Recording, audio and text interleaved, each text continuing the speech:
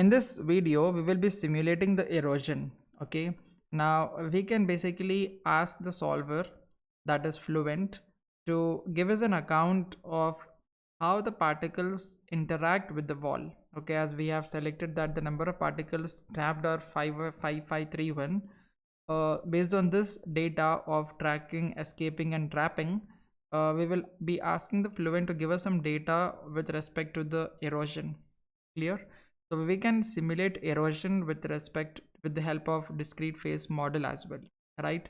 And basically this option works with two-way coupling. Okay, so we need to activate that, but we will not be performing the complete we will not be waiting for the complete convergence of the simulation. One or two iterations will be sufficient for us to collect the data, right? So we will be doing that thing, and let me just begin that thing. So first and foremost task is this: we will be deactivating the turbulent effects, because that will take a lot of load on the computer depending on the RAM and processor, because there is no much difference. You can see it is 109 particles are escaping, now it is 106 particles which are escaping, so there is a mere minor difference. So I'll just turn off the random walk model. I'll just press OK as of now. And first thing is we have disabled the stochastic tracking, okay, for speed reasons. Basically, if you want, we can just include that as well, but it will not have a significant effect. It will have a very minor effect.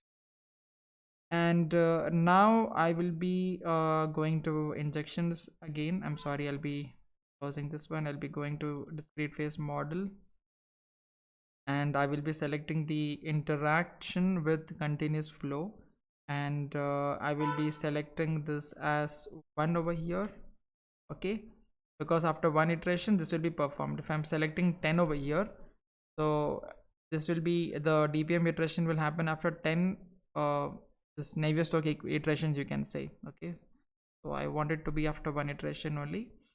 And after that we can go to physical models right now, and in the physical model, these are the forces that we can add up in the particles. So for example, if we are simulating something like, you know, uh, the particles which are generated by human sneeze, okay, in that case I believe we can consider the stochastic collision, the virtual mass force, and Safman lift force, because I've seen in one research article they have included these three physical models when they were investigating the particle sneeze from the human.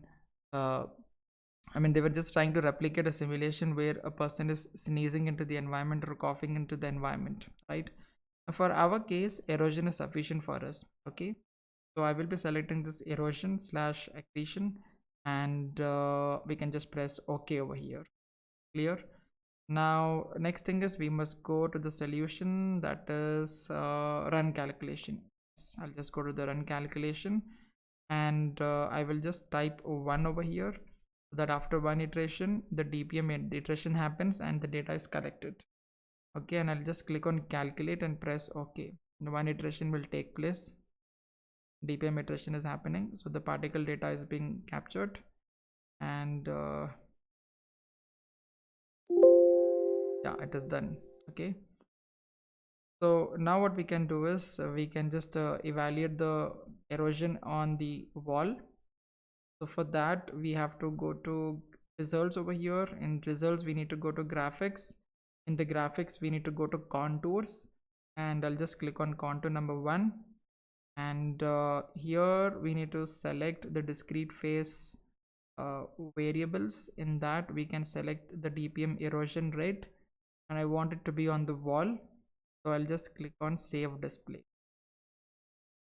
Now you can see, oh my god, the graphic, there's a graphic problem, but you can see a kind of red, kind of reddish and yellow mixed region, right? That is the place where erosion is happening. So what I'll do is I'll just take this result to CFD post for better visualization purpose. Clear? So how can I take that data? I'll just go to file, I'll go to export, and from there I'll just go to solution data. I've already shown this in one of my previous courses. So I'll just go and select the CDAT for CFD post and inside. Okay, and I'll select all the respected boundaries. This GHKG boundary is nothing but the plane what we have created, so I'll just ignore that, and I'll just come down over here and select the erosion generic. Okay, so only one data or one solution I want to send it forward. I'll click on write, and you can save it in the respected folder. So I'll just type it as soil erosion. Press OK. So not only this, you can see it has written and it has saved. We can just press close. Not only this, we can also send the particle tracking history. So for that, we just have to go to file, export, and click on particle history data. I believe this is the right option. Yeah. Now select the file type. We want it to be CFD post. Go to ABC. This ABC is nothing but the injection what we have created. I shouldn't have named it as ABC because that is looking very simple.